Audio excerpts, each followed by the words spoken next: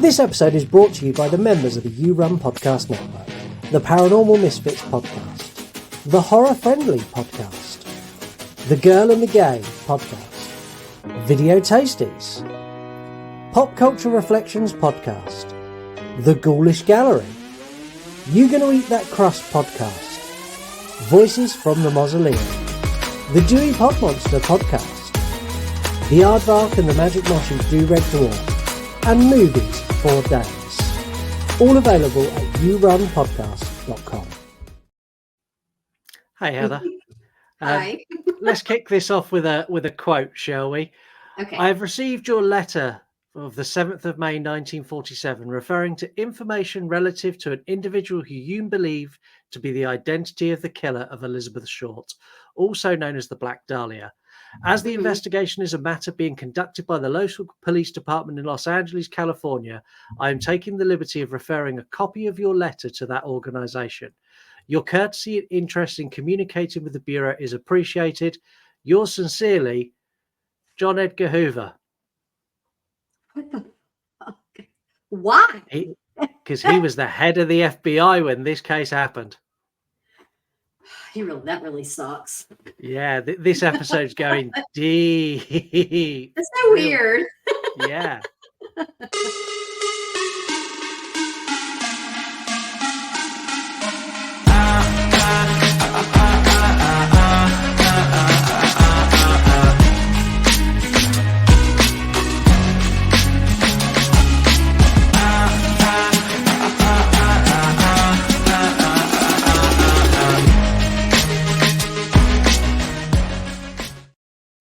Hello and welcome to the You Run Podcast True Crime, the only true crime podcast completely run and controlled by all of you, our listeners and our viewers. My name is Scott. And I'm Heather. We're your hosts twice a month as we take you through whatever case you've chosen for us to do on our Instagram polls. Unlike other true crime podcasts, we don't do this. And then he entered the room and he came closer to her and he pulled the knife. You don't get that here. We don't do that here. I thought we were fixing to be like, and he came in with 2 large sausage pizzas, and I was like, what is this? We don't do that. We bring you the facts of the case in a really easy to digest way. We also share our thoughts and opinions as we go through. This is an interactive show, which for this case, all of the interaction is on part 2, but that's neither here nor there. It's an interactive show. Send us an email, yourunpodcast@gmail.com with your thoughts on any true crime case or anything you want, and we'll read them on the air. Or send us an audio message by dropping us a voice note DM on Instagram or X.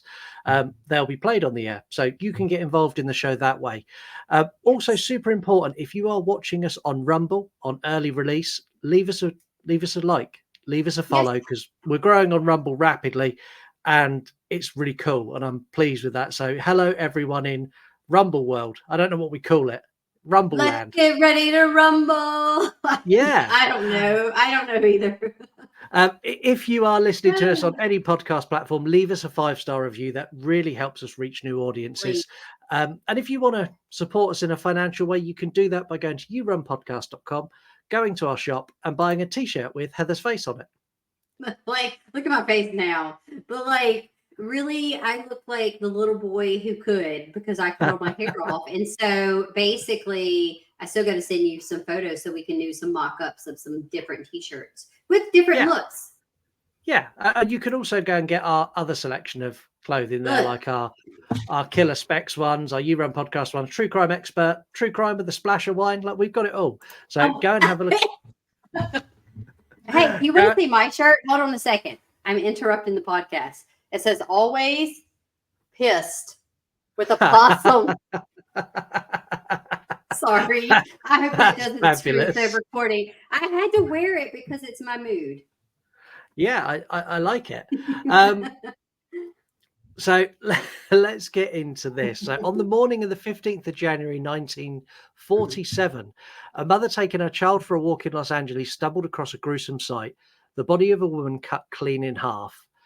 The young woman was identified as Elizabeth Short, and it wasn't long until the press latched on to her black wardrobe and would dub her the Black Dahlia.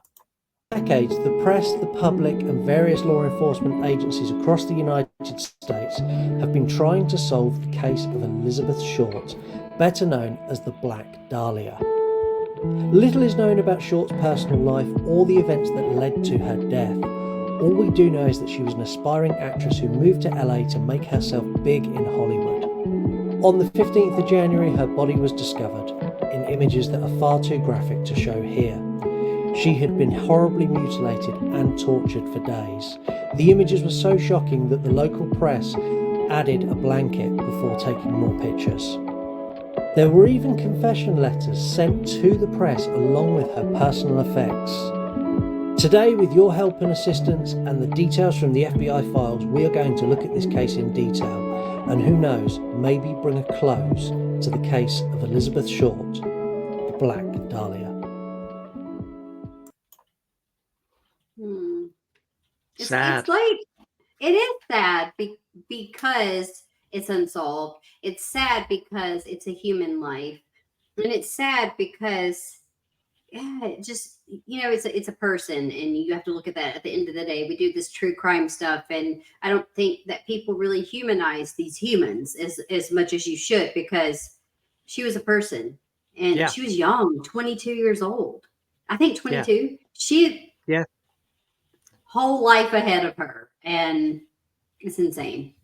Yeah, it's a really sad case, and we're gonna talk about it. And I think the best thing to do is understand more about her, so we can understand more about the circumstance she was in, and then try and work out who actually done this to her. So Elizabeth was born on the 29th of July 1924 in Boston, Massachusetts. She was the third of 5 siblings. There's not much known about her childhood. Records in the 1920s were not the best. We know that the family moved to Portland, Maine in 1927. Before they settled in Medford, Massachusetts. So they moved around a bit. Now, Elizabeth's dad was a sailor, and he was in the United States Navy, and he retired. And when he retired, he had a business designing miniature golf courses. Now, in 1929, the stock market crashed. And in 1930, her father's car was found abandoned on Charlestown Bridge, and it was assumed he'd thrown himself into the river. Assumed. We're coming back to that in a bit. After her father's death, her mother worked as a bookkeeper to provide the family with enough money to get by. Elizabeth had lots of medical bills. She had issues with severe asthma and had lung surgery at age 15. And it was doctors that suggested a milder climate would help her recover. So for the next 3 years, she'd spend all of the summers in Miami, Florida with friends. And she'd eventually drop out of high school in her sophomore year. And then the family would move there. So the dad threw himself off a bridge because the stock market crashed. I mean, right up until 12 years later, when he showed up again, sending the mum an apology letter. Like, how do you disappear for 12 years and not say a word? I don't. That's a loaded question. That's hard. I think that in that time frame, it would have been easy to put it aside to say that he did commit suicide, because when the stock market crashed and all this stuff happened, yes, you have to think that a lot of people were like, what the fuck am I going to do? What if they had families? What are we going to do? This is not, there probably was a lot of suicide. Yeah, there was. I don't have that, confirmed, but like, I'm going to assume that. So, but to disappear for 12 years, if Stephen disappeared for 12 years and did not tell me, I don't even know what the fuck I would do. Like, okay, living in today, we know what we would do. We'd find their asses, probably. Yeah. Probably, but we ain't found Don Lewis. So anyway. No, we didn't. But back then, it would have been easy. I feel like it would have just, that was a norm. To me, I feel like it was easy to run away, because what was the wife going to do? What was she going to do? Nothing. So what I find so weird about this, though, is he sent an apology letter, which then meant Elizabeth knew that her dad was alive. So she then relocated and went to live with him in California. She I would hasn't seen not. him in 12 years. Like, That's how weird. how does that happen? How does the mum let that happen? Because things were different back then. I mean, like, as you know, even having, let's say, even our grandparents, even our grandparents, right? If you still have living grandparents, which I do still have some, it's like things were different then. And my Yeah, grandmother's in her 70s. So can you imagine in the 20s and 30s? yeah, Easy yeah. as fuck, Fair as I point. almost say. In December 1942, not long after she turned 18, she joined her dad in California. Yeah. At this point, she hadn't seen him since she was 6. I just find it weird. I don't think it's a good idea for anyone involved, the dad, Elizabeth, or the mum. I think Mm. it's a bad decision to do this. And we don't know the reason. That's the thing. No matter how much research you do, we did not talk to Elizabeth's mother. We do not know why she allowed her child to go live with the father who was estranged for 12 years. It could be monetary. Yeah, If you think about it, like, think about it. She could have, my assumption is that she let her go because that's one less mouth to feed in an economy that was not great, and the fact that she was probably barely making it to begin with. yeah, yeah. In my opinion, I think this is the beginning of everything going wrong for Yeah, Elizabeth. Like 100%. Yes. this was the start of what led to her death. She moved in with her father, and they would often argue, normally about her general behaviour and lack of agreeing with anything he wanted to do or what he rules he set down. She kind of just done what she Yeah. wanted. And she moved out in January of 1943. She took a job at a Mm. local military base and lived with a US Army Air Force sergeant who alleged to have abused her at the time when she was living in her home. Which again, like that was something that happened at the time. It's horrible, but it was something that happened. Young girls would move in with older men and they would be, yeah, I think treated that was the badly. norm. I hate to say it, but it kind of was the norm for, because people were getting married at like 15, 16 years old then. Yeah. Now I know they were still like, the age of consent type stuff, right? But I don't really think that was as valid then. We weren't alive in the late 20s and 30s. I don't know, um, per state and everything, but I'm gonna say that was just the norm, like you said. It was like find a sugar daddy, so to speak, whatever you want to Yeah. call it, and that's. She had daddy issues, though. Come on, let's all say it. We all know. Yeah. I'll give her a Yeah, due, though. She didn't hang around because she hung around till the summer of 1943 yeah, and then she moved on and she went to Santa yeah. Barbara. By Hmm. September of that year, she'd been arrested for underage drinking and she was ordered back to Massachusetts. Um, Yeah. she didn't go. Instead, she went to live in Florida. And she'd make occasional visits up to her hometown, but Hmm. she didn't go home very often. Like it wasn't a thing for her. Yeah, Which but again, Florida to Boston that's pretty fucking far. Like, yeah, that's far. anywhere in the states is far. Like when I look at a map of the Yes. United States, like the entirety of the United Kingdom would be like a town in Texas. That's so crazy because, yeah, like for me, where I'm at, anywhere in I'm not that far from Texas technically. So, the whole y'all call me Texas or Twilight, whatever. So it's not like, I guess it's entirely untrue. But, anyways, it is far. And that's why we have to take planes if you want to get somewhere in a timely manner, because I ain't driving for 14 hours to no fucking place. No, which it's good that you mentioned planes because that's very apt for what we're about to talk about now. We're about to talk about the unluckiest man in history twice. Hmm. Um, so when she was in Florida, she met Major Matthew Michael Gordon Jr., who was a highly decorated Army Air Force captain. He was training for deployment to Asia for World War II efforts. He Yeah. was also recovering from a plane crash that he had in India. Now, around this time, he allegedly proposed and she accepted. Now, Hmm. he would die shortly after this on the 10th of August 1945 in a Yeah. second plane crash. This guy had 2 plane crashes in the space of a year. That's just, this is the thing. When I hear about people surviving a plane crash, which you don't, luckily, we don't hear a ton, or at least not here, okay? Other than if you have a private plane and your goofy ass is flying that thing, you're gonna probably die.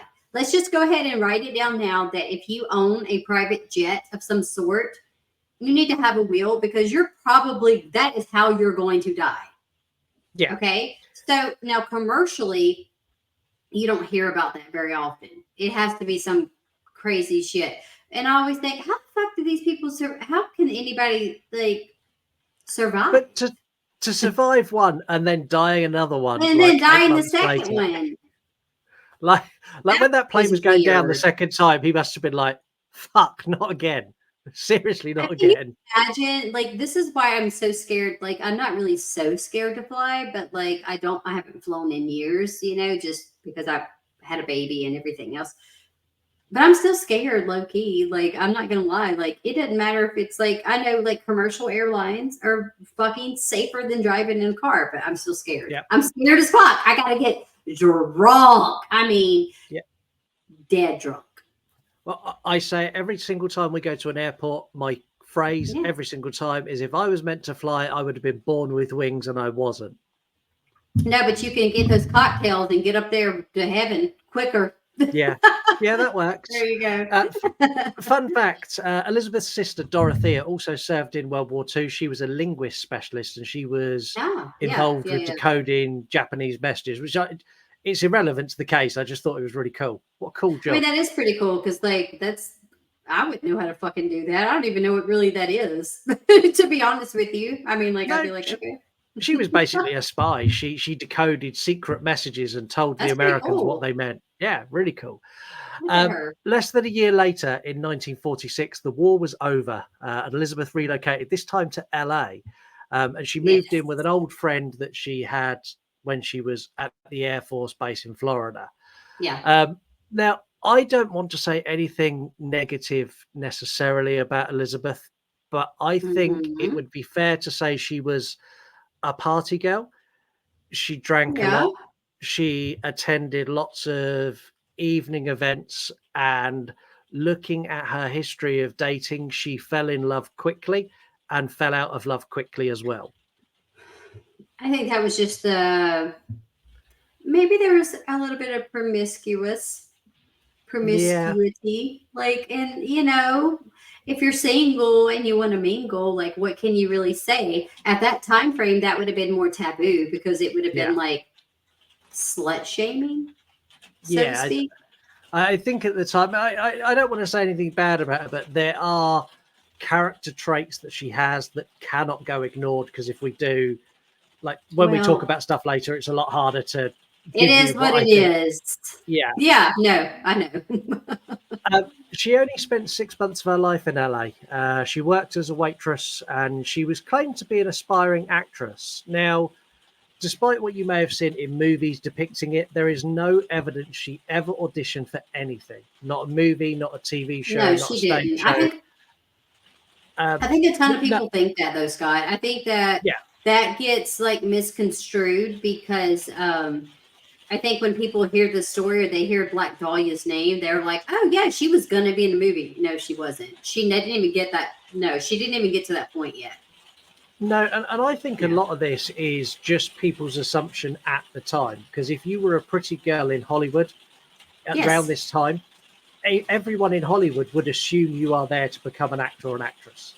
Well, that was, and it is the stereotypical thing. Like, if you were, that would have made sense to safely assume that, to say, oh, you're this girl, this whatever, come to Hollywood. Yeah, and I'm not saying that's probably true for most of them. Yeah, and I'm not saying she wasn't there to become an actress, but there's no actual evidence that says she was. No. That's what I'm getting at. Yeah, that's what I wanted to clear up for everybody who doesn't know a lot about the case or hasn't read about it. There is nothing about her auditioning or anything.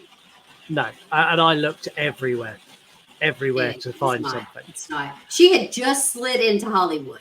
Like, literally, she was there partying.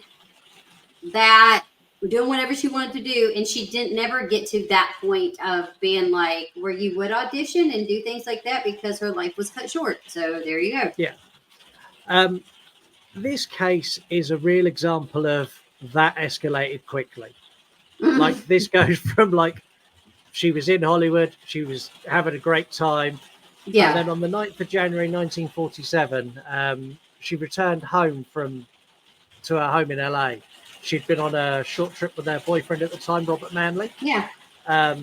Now, he's not a great dude. I'm going to say that now. He was a married guy, and he's a bit of a scumbag. Most of them were married. I'm just going to say that. That was a thing that was like normal too. Like, it just was. It's not cool. No. He dropped her off at the Baltimore Hotel, which is located in downtown LA. Now, he didn't go in as Elizabeth said that she was going to meet her sister who was visiting from Boston that afternoon. Yeah. Now, there are a few sightings of her after this, but they're all unconfirmed. So she was spotted in the lobby of the hotel using a telephone not long after being dropped off. And then she was also spotted in a local bar called the Crown Cocktail Lounge, but no one can remember her leaving. Now, one of these sightings is the last time she was seen alive. Yeah. Which is mind-boggling. She's 22. She's just been dropped off from her lover, and she's gone and made a phone call, gone and had a drink. She's having a great night, and then it's over. It's because she went with someone undisclosed and was somewhere where you couldn't see. Yeah. That's why that's the last place that she was seen. If you ask me, that makes sense in my mind because it's like you're having a drink. She met, you know who she met. And that was her. What do they call that? I don't want to sound rude, but like they're Johns. There's something like that. Like they basically go. So like she met someone and he was of higher prestige than her. So maybe that was a foot in the door. Yeah. Maybe that was a like, hey, if you do this, like I can introduce you to so and so because of the level of superiority compared to her. Yeah. That's why she was only seen the last time in the bar because if she went into a room with someone, nobody else is going to see her, Scott. Nobody's going to know that she's been gone. Yeah. I think we've both got good ideas of who could potentially have done this. 100%. On the morning of January 15th, Elizabeth's body was discovered by a mother taking her baby for a walk. She was on a vacant lot between Coliseum Street and West 39th Avenue. Yeah. Now, this is hard to listen to if you are easily squeamish. One, why are you listening to a true crime podcast? But two, tread carefully from here on out. Yes. Her body was severed at the waist, completely drained of all blood.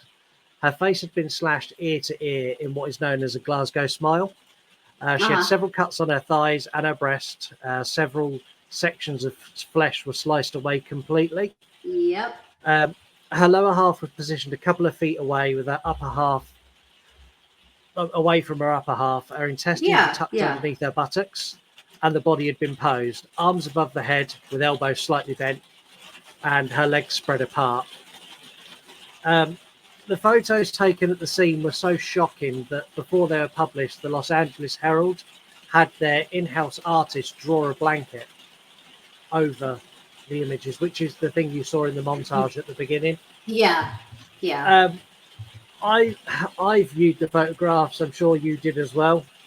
Oh, I already have seen them a million times, but I went and looked back again. They're very gruesome. Now, gore does not affect me like that, you guys. So it's not that I don't care, but it was hard to look at her because she's vulnerable. She's completely naked. I mean, everything is showing. There's no privacy. It's literally everything. And that right there is what makes it so hard to look at because knowing how just embarrassed, it's that embarrassment where you're like, how dare somebody leave her like that? So stark naked And in the position she was in, like you said, like this, and the smile, that it's disturbing. Yeah, the images genuinely shocked me. So I knew nothing about the Yeah. Black Dahlia before we started Yeah. doing Yeah. this. And when I was like, oh, there's crime scene photos, I was expecting some photographs of like a body covered up on a gurney, and I was not No, prepared for what I got. this shows everything. Yeah, the coroner who attended the scene believed that Elizabeth died sometime between the evening of the 14th and the early hours of Mhm. the 15th, which he confirmed in his autopsy report, which we're going to share a little bit of it because it goes into a little bit more Yeah. detail of her and her injuries. Yeah. So the guy who done the autopsy was Frederick Newbar. He was the Los Angeles coroner. Um, his autopsy report stated that she was 5'5". She weighed 115 pounds. She had light blue eyes, brown hair, and badly decayed teeth. There were ligature marks on her ankles, wrists, and neck, which means she was bound and tied for a period of Yes. time. Hmm. There was an irregular laceration with superficial tissue loss on her right breast. Hmm. He also noted superficial lacerations on the right forearm, upper arm, and lower left side of the chest, which would indicate signs of a struggle. So she fought back. Yeah. Oh, 100%. Yeah. The body had been cut completely in half with a technique taught in the 1930s called a hemocorporaturum. I think that's how I pronounce it. I don't. Um, I didn't look up the word, but I feel like that's close enough, you guys. It's a lot. It's weird. I tried to say it, and I didn't want to say it wrong on the show, but I was like, it's a medical thing. I don't know. yeah, it's a very long word. It's very Basically, long. what this Yeah. meant is she'd been Yes. cut in half, but they'd done this in a surgical way. So they'd cut between the second and third vertebrae, Yes. and Yes. then It was severed very the clean. very Clean. clean. Yes. Newbar's report noted very little bruising along the incision line, meaning it was done post-mortem. So this happened Yep. after she had died. Another gaping laceration measuring 4.5 inches run across her lady parts, I think is the Yeah. nicest way I can put it. Yep. Now, I wanted to give people an understanding of the Chelsea smile that she received, which is where they cut from the inside of your mouth up to just underneath your ears. Yeah. Right up. Yeah. Yeah. Yeah. Yeah. Yeah. 3.5 inches on one side, 2.5 on the other. That is horrific.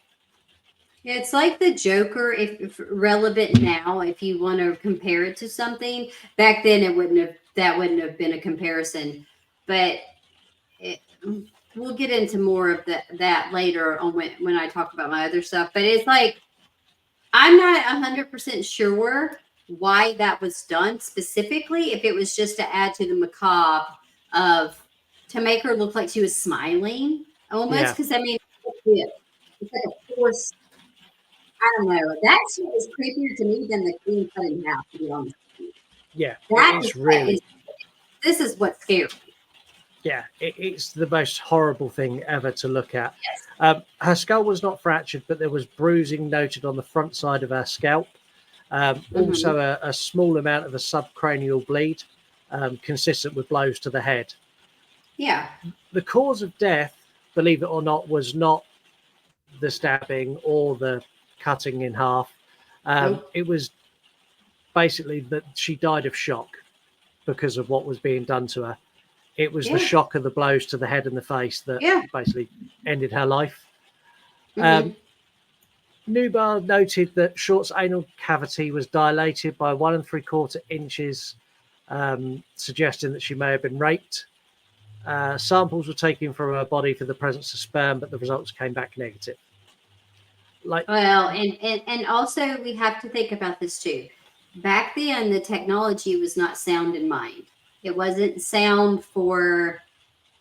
I feel anything. like it was just so floppy. It was so floppy. Yeah, DNA was not. Y'all can forget about that.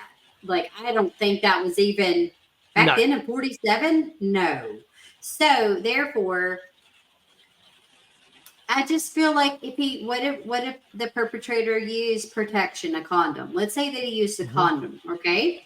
We all don't have to be talked about. We all don't need to be told how a condom works. But if he did, there would probably be no trace of semen found in or around her body, because that would be retracted out. Yeah. Let's just say that. So there you go. Like, my takeaway from this is, like, this girl suffered, and this was not quick. She was bound. Raped and she was beaten. Yeah. Yeah. And then after she was raped and beaten and died of her injuries, they then cut 3.5-inch gaps down the sides of her mouth and then cut her in half. Before dumping her body in a public place and spending the time to me. Yeah, and posing the body as well. Like, this isn't a crime this isn't an accidental crime. This is premeditated, and this is personal. You don't kill someone like this unless it's very, very, this is very personal. Yeah, you don't hear about other serial killers. If you think about it, all the shit we've done and all the serial killer cases we've covered, how many of them are like, oh, they cut them in half? No. I know Ted Bundy did some awful shit. He did behead women. He did stuff like that. And that's fucking awful. But it's like, this was almost for, if I have to make an educated assumption, because this is my opinion, and we don't know for sure, this was for show. This was for fame. This was for the person that committed this act. This was to go down in history, because this person knew this would be talked about for the end of time. Yeah. That's why she was cut in half. Yeah. It's just such a horrendous crime. It is. It's sad. Now, taking into account that this happened in the 1940s, and we've spoken about how slow old school policing was, she was identified really quick. So her fingerprints were sent to the FBI, who got an almost instant match from when she was arrested for underage drinking in 1943. Yeah. Now, as soon as her identity was revealed, like, reports leaked everywhere. And how the reporters done this is absolutely disgusting. So it was actually the reporters that sent the fingerprints to the FBI. It wasn't the police. Yeah. And when they got the identity confirmed, because it was confirmed back to them at the same time as the police, they contacted her mother. And they initially told her that Elizabeth had won a beauty pageant, and they wanted to get a bit of backstory about her. Yeah. And it was only because the mum pressured quite a bit, going, no, it doesn't sound like her. That's not the sort of thing she'd do, that they gave up the information that she had been killed. Now, what they then done is they said, look, we'll pay for you to come to LA.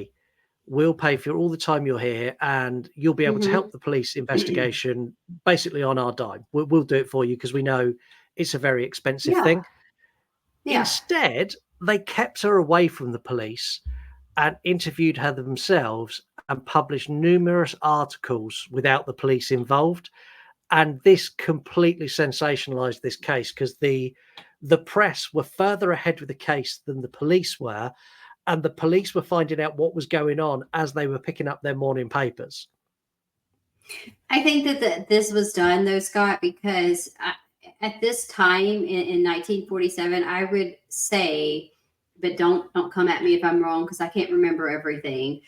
But this was a case that would have been so out there that they were just eating up the press. They were eating up the publicity. They were eating up everything, eating up every detail. So therefore, this was such a big thing that they were going to take advantage of it, so to speak. So it's like, let's get popularity. Let's get the fame off of it. Did they know every detail? No, they didn't, because they're just the press. They don't really know. They were probably first on scene, but the thing is that probably not. From what I can recall, other than like old shit, Jack the Ripper, which we ain't got time for that shit. Fuck him. But like stuff like that. But I'm talking about in the like 1940s or whatever. I would say that this was such a big case that like they hadn't seen anything like that. No. If anything, not in a long time. So this was like such a bizarre case that it was like, we're going to eat this up. Like we're going to take everything. And what they did was not right, because they're not the police. It wasn't right. And they took it one step further. So in the 1940s, men were the best thing ever and women were the villains. That's how it was. And that is how the press published this. This was the public perception. Men were... I know. And the press run with it. So the press used headlines like, the Adventures of the Woman Who Prowled Hollywood Boulevard, and Whatever. Sex Fiend Slaying.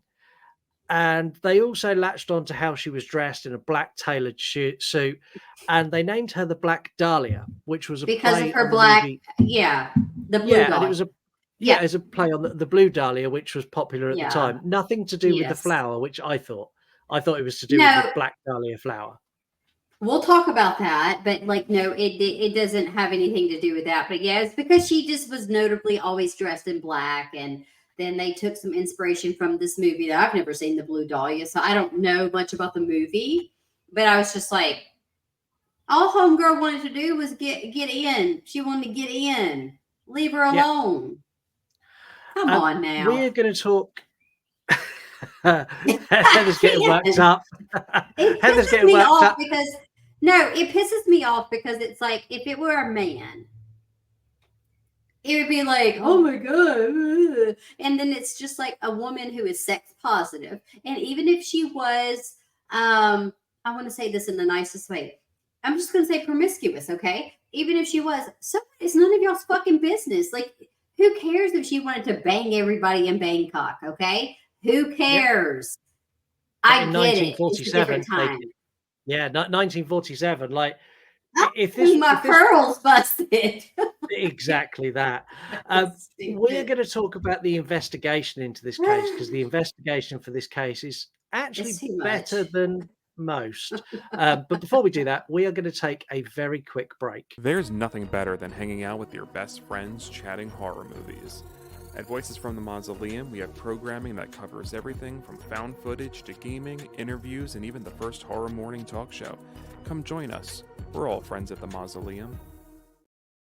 So make sure you go and check out Voices from the Mausoleum and all of the other members of the network. YouRunPodcast.com. As soon as you get there, every single show is there. All of ours, all of theirs, and our shop. Did I mention our shop where you can get a T-shirt with Heather on it? Did I mention that? You can also get, if you like horror movie stuff and you want a really obscure shirt, you can get this one. I remember that. I fucking hate that movie with a passion that is beyond Jesus and everything. I get it. It's funny. I would still wear the shirt, but like, those movies, I just don't get it. They made 100 of them. I don't understand. We said at the start of this episode, we are in possession of the FBI file on the Black Dahlia. As we go through, we're going to share some segments of this file.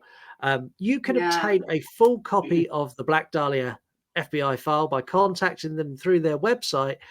We haven't got it in an underhanded way. You just need to ask them very nicely. It's public information. They will send you a copy. It is, but it's a mess though, Scott. So I don't know if you guys really. Yeah, if you want to give a read through, you can. But we've kind of picked out all the bits that are actually worth reading out of the 300-page document. And it doesn't seem like it's in order. That's the thing. I'm going through it and I'm like, I'm trying my best. And I don't think I have ADHD or anything. I mean, unless somebody gave it to me. That sounds horrible, but I blame other people. But I'm like, I cannot focus on this. Like, I'm like, wait a minute. No, there's a reason why this case was not solved correctly, or basically could not be solved. Did y'all wait till y'all see the notes? Yeah, like when you read through the case notes, like things aren't in date order; they're in the order that the guy shuffled it and put them away. And like he was like, "Girl, get out of here! Get out of here!" No. There were a few suspects that arose immediately. Robert Manley, her boyfriend, was top of the list. Yeah, but there was also Norman Chandler, who worked with notorious gangster Bugsy Siegel. He was too a suspect. And Bugsy Siegel was a suspect too. There was also Dr. George Hodel, and several members of the United States military were also implicated. We're going to start with the members of the military because these are kind of the easiest to to read about. They didn't do it, y'all, so we're gonna go through it. Yeah, the lead investigator did have issues obtaining the whereabouts of the people within the armed forces. So there was laws around Social Security at the time, being it just post-war, that during the war no law enforcement could get information on any social security details of anyone in the armed forces, because it was like, fuck no, they're doing their thing. You don't need to know where they are. You don't need to know who their family are. And then when it was all over, there was a new law that came in that basically allowed that freedom of information again. Now, when the investigators tried to get the information out of the government went, nope. I mean, they like that now. Nope. They all up in your fucking beeswax, but then like you don't know anything. So what happened is there was John Edgar Hoover, head of the FBI, later president of the United States of America. Yes, that's insane. I guess I just didn't pick up on that tidbit. So kudos to you because. Yeah. He sent a memo to his FBI agent, which is this. The instant request for Social Security, basically he sent a memo basically going, tell them to do it. Basically, the law has changed. Like, you need to do it. And anyone who's watching can read this themselves. It's up on the screen now. He basically is like, and then he's put at the bottom, let me know. Like, if there's any problems, let me know and I'll deal with it. Like, this to me is so wild. Seeing like actual documents with handwritten notes on it from John Edgar Hoover's like, wow. Like to have him involved, like, you forget he was the head of the FBI. So how many cases has he had his hand in the 40s? Probably all the ones that are that are unsolved, like this one, if I had to guess. It's very true. Don't buy their vacuum cleaners. I'm just letting you know they don't suck well. To reinforce what I said earlier about Elizabeth Short being promiscuous. Yes. There were 5 members of the armed forces as potential suspects, which she'd allegedly had relations with in the last 18 months. He served her country, Scott. Leave her alone. Yeah, well, when she ended one relationship, she went straight into another. So she was a bouncer. She bounced from one to the other. Yeah. Let's start with Robert Manley. It's always the spouse or the partner. Let's times out of 10. It is. At 10 a.m. on the 19th of January, 2 LAPD sergeants, J.W. Wass and Sam Flowers, stalked the home of Red's employer. When he pulled up, they approached him with guns drawn, and the press were there at the same time, like ready to capture this wonderful moment on camera. Now, the next day, Aggie Underwood of the Examiner interviewed him, not the police. He was interviewed by the press, and he no encouragement whatsoever to basically go, this wasn't me. He basically said that he picked her up, took a short trip to San Diego. He dropped her off. In his words, they spent an erotically uneventful night in a motel. Okay. I mean, they probably did. They banged it out, and it was time for him to bang on. Yeah. He dropped her off at the Baltimore Hotel on the 9th of January. He finished his tale with a heartwarming statement, I'll never pick up another dame as long as I live. Yeah. What? So sweet. Yeah. So sweet. Now, the reporter believed that Red was innocent. Like, she believed every word he said, just ate it up. And I 100%. It's not him. It's not him. The thing is, she basically published that he had goofy ideas of what fidelity was, and marriage was, and then she interviewed his wife, and then she done a spread about how his wife's standing by him. And I'm going to show you some of the pictures of his wife standing by him. And I want you to tell me if the look in her eyes is love, or the look in her eyes is, when I get you home, you're in so much trouble. You tell me.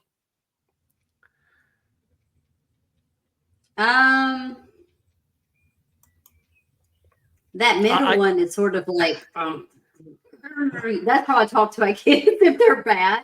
But then that last one, it looks a little fake. Like the one to the right, looks a little fake, almost like it's like, I do a fake smile great, better than anybody, because they're like, ready? And I'm like, instantly. But infidelity is not really a big part of this case, but infidelity was a huge thing then. It just, have you ever seen Mad Men? The TV show? Yeah. So, like, come on. It's just one of those things. Okay. Women had basically no rights. Women didn't even get credit cards. This is not on subject, but women did not even get access to credit cards until like the late 70s ish. Yeah. So, y'all, this dude was just giving him some from this lady. He did not do it. No. That wasn't even her boyfriend. I wouldn't even consider that her real boyfriend. That was like maybe one that she stayed with longer. No. Now, incredibly, the FBI files do not mention Robert Manley at all. And if I'm honest, what is contained in the FBI files would lead me to believe they were looking for a military conviction. Like, everything in there is very much one narrative, trying to get the details of the soldiers so they can interview the soldiers. That was all it was. There's letters in there from J. Edgar Hoover basically applying pressure to other federal departments, basically threatening the armed forces with the Social Security Act and court if they don't give him what he wants. Now, I'm not one to dismiss law enforcement's work because they all do a great job. They work really, really hard. But the FBI's had fuck all. Like, this case file that they sent me is unhelpful. It has no real substance. It's got no investigation. It is just absolute crap. Like, it's the worst file ever. It's just too much. This is the thing, because we're not there. We don't know the actual, like, what order it should be in, and whoever put this in was literally like, I'm just gonna put in random shit, like a 5-year-old. And you go to read it and you're super confused because you're like, I mean, it's cool that we have access to it. That's fine. But it like doesn't make any actual sense. No, it really doesn't. And it got under my skin. So I went and dug deeper and went and obtained copies of the LAPD investigation files, which are not as easy to locate. They were not just a can I have them, please? They were a lot more difficult to get. And we'll talk about them on the next episode. The actual investigation, not the swept under the carpet approach of the FBI, is much better. We'll also talk about some of the letters that were sent to the press, numerous confessions, and all of that's for next time, because we've still got plenty to fill this one. Dr. Hodel, Heather's number one suspect in the case, renowned physician, and didn't become a suspect until 1949. He was arrested and charged with incestual sexual abuse against his daughter. And it was a widely covered trial because he was a big doctor. Everyone knew who he was in LA. He was found innocent on all charges. Now, 2 witnesses were found to be unreliable, and the third retracted their statement, allegedly threatened by Hodel to back off. Yeah, because they didn't want to be cut in half either. Yeah. Now, it was around this time that the LAPD took interest in him. They were looking for people who were suspected sex offenders or potential sex offenders to link them to the Black Dahlia. And when they found out that his daughter had claimed that the dad had killed Elizabeth Short in a police interview leading up to the trial, this was kind of all they needed to go, oh, hold on. So you said he done it, and we think he done it. We're going to go and now find out if he done it. I look like that Chick-fil-A girl where she's like, but literally, like, okay, we got to take a pause for a second, because I can just not fathom how they can think that it could even potentially be anybody else because of the fucking skill set of her being cut in half so clean. It makes no fucking sense to me. Do you think some random fucking soldier just cut? They don't train these military men to do this shit. No. They don't train some one night stand to do this shit. Come on, y'all. Like, I almost feel like they just didn't want to solve it because it's like, oh, we get to talk about it in 2024. It honestly, it does. Like, when you read the LAPD file, I'll send you the LAPD file before we do the next one. It is very much like, we think it's him. but it might be this guy. Let's talk to this guy. It's that vibe to it. It pisses me off. Anyways. So they did find out that obviously he had the required skills to do this. Yeah. Yep. Which is also corroborated by 8 separate witnesses that he could do this. But not only that he could do this, that he had a relationship with Elizabeth Shaw of a sexual nature. Now, police were so convinced they actually bugged his home, and it was a sting operation instructed by the district attorney, which the FBI were not aware of at the time. And they bugged it with the idea to get a confession. The closest they got was a conversation he had with an unknown male. And he said exactly this: supposing I did kill the Black Dahlia, they can't prove it now. They can't talk to my secretary anymore because she's dead. They thought there was something fishy. Anyway, now they may have figured it out. Killed her. Maybe I did kill her. Maybe I killed my secretary. I mean, he probably did. Let's be honest. This is just it. I cannot. Like, I need a time machine. Give me a DeLorean and push it back to 47, not to 88. Let's go back. Okay, not forward, whatever. Back to the future. You'll have to take me, because in 47 you're not even allowed out on the street unless you're escorted. That's right. I need your credit card, bitch.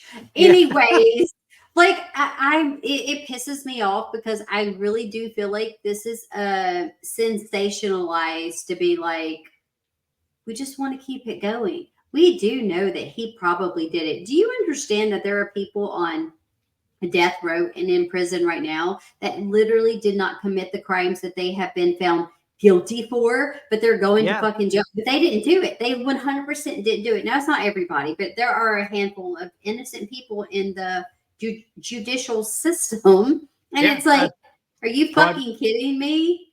A prime example is Joe Exotic. Yeah, exactly. That's what I'm saying. And his stuff is like not even. Do you know how many times I say, like, oh my God, I'm going to kill you? Yeah. You put me in jail yet. Come on now. This is bullshit. Let's have a quick look at George Hodel for anyone who doesn't know what this doctor looks like. I'm going to say it now. He has a spectacular mustache. He looks like a pedophile. Like, he does. I mean, he kind of was a pedophile. And it's uncanny when we get to the. Well, I don't know if we're going to talk about it right now, so I'm not going to say anything, but like, it is kind of I say minus the mustache, but like, he just looks like a prey bird. Yeah. And not a pervert, but a prey bird, which is worse than a pervert. Yeah. After his death, his son and former LAPD homicide detective investigated his father and concluded him to be the killer, publishing a book in 2003 called The Black Dahlia Avenger. Oh, yeah, Avenger, the true story. Yeah. Now, I find this super interesting, but I love it. Don't think there's enough substance in what he found. There's a couple of photographs of the two of them together. There's Elizabeth mum says it's not her in the photograph. She's convinced it's not her daughter. Like, there's lots in here that it could be him. And no hate to you, Heather, but this isn't my guy. I know this is your guy, but he's not my guy. No, this is my guy 100%. Well, we have to talk about your guy because, like, unless he's skilled in being able to do that, like, who else did this? It wasn't a two-parter. If you ask me, it was not two people that did this to her. This was a sex act thing gone wrong. So in my mind, I look at it like she had relations with this person and things got out of hand, things got out of whack. They kind of like, oh, I don't want to do this. And then there was sodomy and rape and just horrible things done to her that she did not want done to her.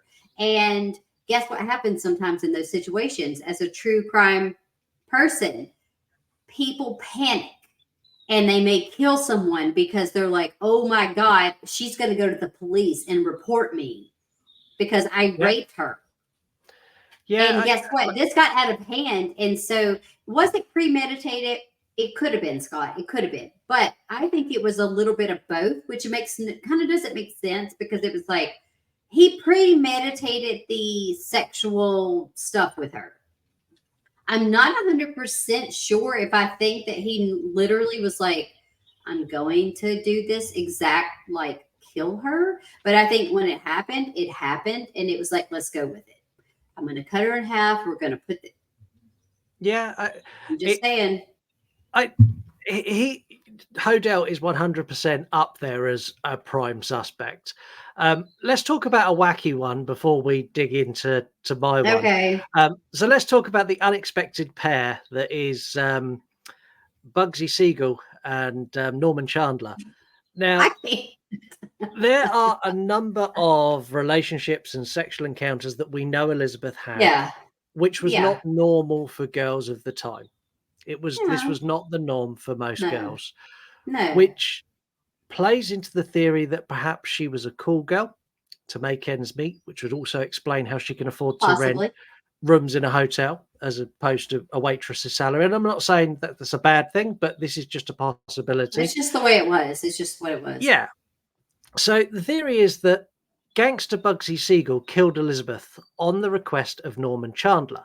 So Norman Chandler was a publisher for the LA Times. This is him here. He's a rather dapper gentleman with a terrible tie. Now, hear me out, because this is just as crazy as like the Hodel scenario. So let's assume that Elizabeth was a cool girl for a minute.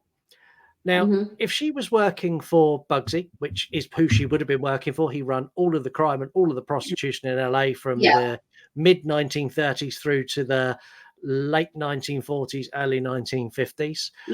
When he moved everything to LA. So around this time, he was in the process of moving all of his crime businesses into legitimate businesses in casinos in Las Vegas. So he was in the process of shutting stuff down and moving stuff over. Now, to do this, he needed good press and he needed people in high places of power to make this easy for him. So Elizabeth sleeps with Norman and she falls pregnant. Now, Norman, who's married and a public figure, doesn't want to be exposed. So he goes to Bugsy and tells Bugsy his problem, who is more than happy to help him out because he's then got a publisher in his pocket forever.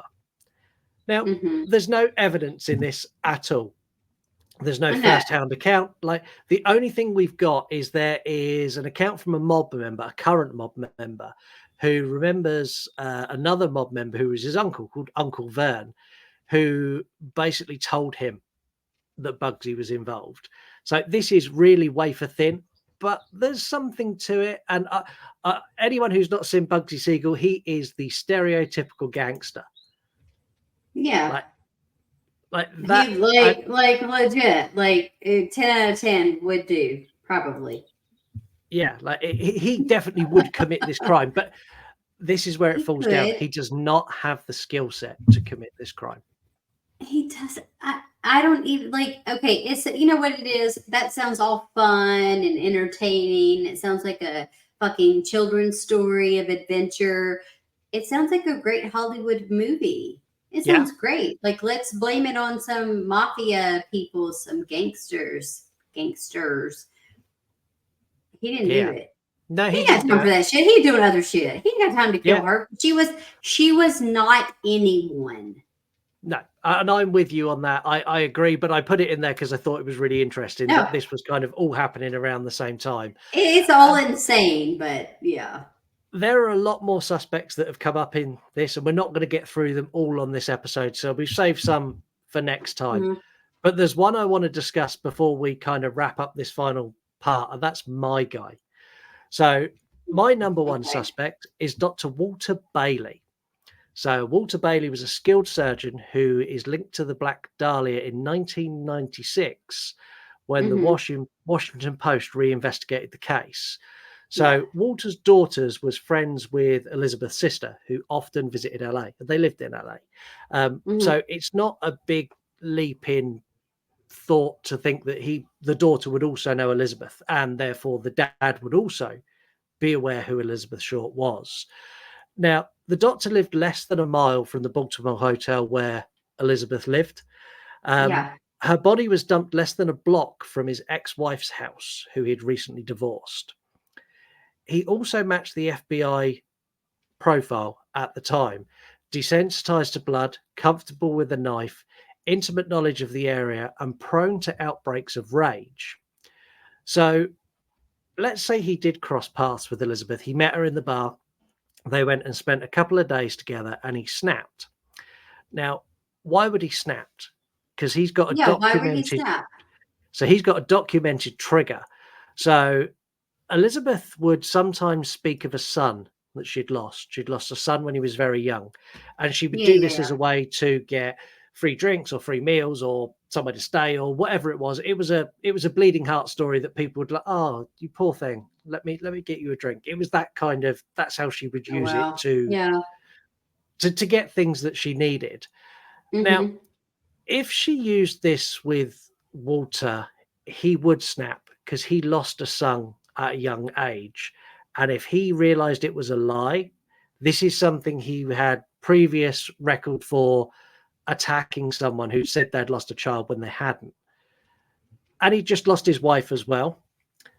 Now, what seals the deal for me is her body was discovered 48 hours after the anniversary of his son's death, and could potentially have been killed on the same day that his son died. Stop. Stop trying to make me change my mind. I still, in my heart, or hearts with an S, I still feel like it was Hodel that did it. But it's because I have other stuff. We're going to discuss it in part 2, though, you guys, because we're going to leave you hanging because we want you to come back and listen. And I have a lot of information and juicier details of like Hodel's family and why. But damn it, Scott, you're pissing me off. Like when I stumbled across this guy, I was like, there's a lot there that kind of makes that tick boxes for me. I purposely avoided doing any extra research because I'm like, fuck Scott. Like he doesn't know what he's talking about. He's not a true crime aficionado. Like I think I said that wrong. But anyways, I was like, no, it's Hodel all the way. 100% believe me, Scott. But now I'm gonna look into it. Yeah, well, I think it's one of these two. However, there is another pair of suspects we'll talk about on the next episode. Yeah, but we already know that if anything, I will stretch out what I said. If anything, Hodel is going to be my number one, but we'll put this other guy because it has to be one of the two. It can't be anybody else. I think so. And we'll also talk about the LAPD investigation because they done a much better job. They actually went and interviewed people as opposed to the FBI just argued with the press and other law enforcement agencies for 386 pages that I read. Jesus Christ. Yeah, I can't believe you read through all that. I could not. Like, I really felt like Leonardo DiCaprio in What's Eating Gilbert Grape. Like, I was like, I could not. I was like, after about 10 or 15 pages, I was like, my brain hurts. How is Scott doing this? Yeah, the worst ones are where they were handwritten, and I had to zoom them out so like the letters were all like fist size to read them. Look, in part 2, let's pull up a few of them and show our people because I was literally like, what the fuck is this saying? Yeah, terrible. So that's it for this episode. To recap on what I said earlier, next time, LAPD investigation, another couple of suspects, lots of other bits from Heather. We're also going to talk about American Horror Story for a little bit.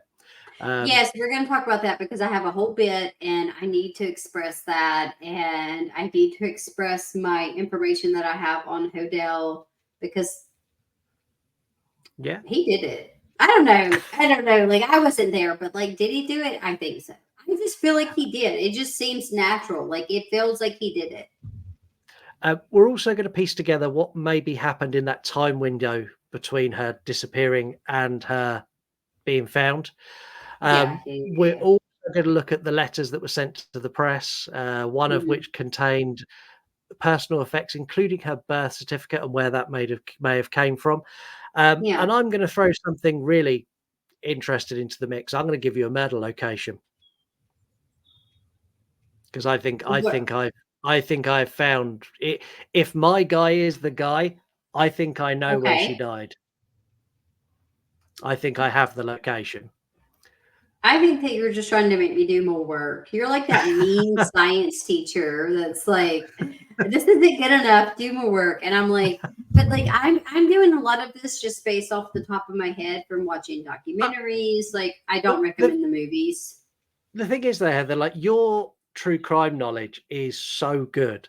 So whenever we get a case that I know you know, I tend to find myself it's in my brain. I'm like with a case like with this one, you're like, oh, I know the Black Dahlia.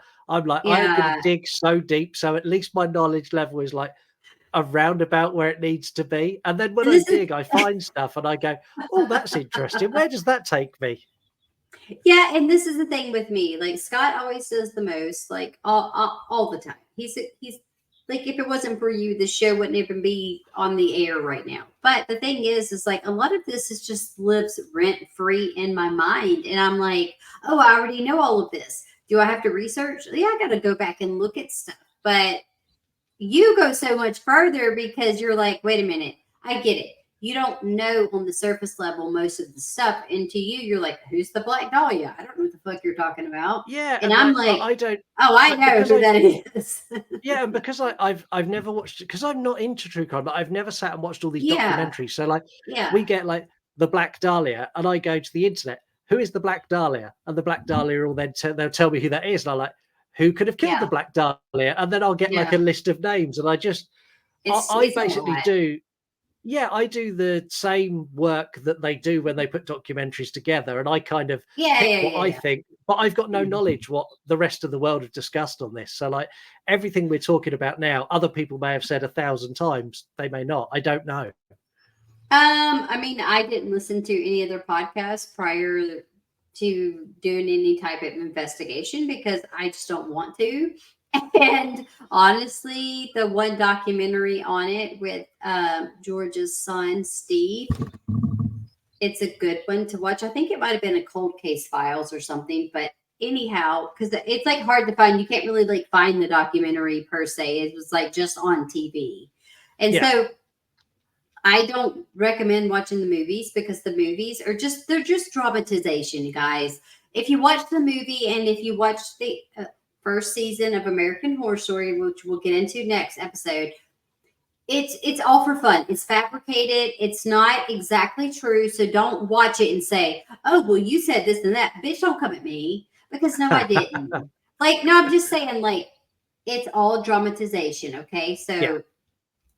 don't get too Yeah. excited. Don't think you found footage of her auditioning because it's not. It looks like her, It's but not. it's not. Especially an American Horror Story for you guys that love that series. I love the whole show, especially when you watch that particular season with those episodes with the Black Dahlia. They're showcasing something, and they bring up the flower, and we'll talk about that next episode. Yes. The Black Dahlia is currently an active cold case. It is unsolved. So Yeah, it is. maybe one of our theories has solved it. Maybe on the next episode, we're going to break more ground. Maybe when I finish reading the 1,800 pages of the LAPD file, I may find something else. But until then, Heather, take us away. I'm going to take us away. Calgon, take me away. Anyways, you guys, we're so happy that you tuned in, that you're listening to us. Please stick around for part 2. We have a lot more juicy stuff to talk about. I'm going to go on a rant about American Horror Story. I'm going to basically do this to Scott for his suspect. But it's totally fine because that's what we do. But you guys, we love you and appreciate you. Please make sure to visit our site. Make sure you visit us on Instagram. And until next time, stay safe, stay spooky, and we'll see you later.